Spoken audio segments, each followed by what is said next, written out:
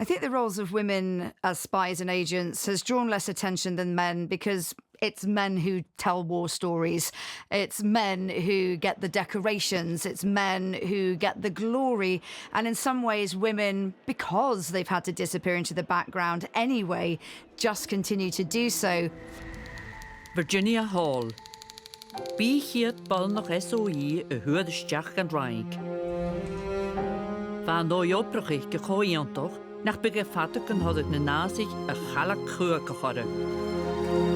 Harwach chas fa ag Virginia Hall, ach ran isio chùis ag Gestapo tron Cogaidh fat. Yng nghwni chéimad hoisioch as sialach ad an ygaloch a lwbraich. Y ganyan y cyrwmoch char Virginia idired y doi y sierach agus y cword noch ag agent yn yle. An an gane, dan ni chùis dusan agent y fa ffeir fiad yn hwyd gybas an y station polish an y Marseille y hafalag y torst wyamach gysdiach hwydge agus yn dwrsen gan ffain ymach as y raig. Yn hoisioch, siach gyda bol noch y feintje, fai mach gymig I do eich synoch. Fa gné hefach dólach y Gestapo y ciolach yn y crydig at gyrwai cwmys o'ch dyfol noch I fi'n aniach brahi agus na saboteur sydd y fyfol.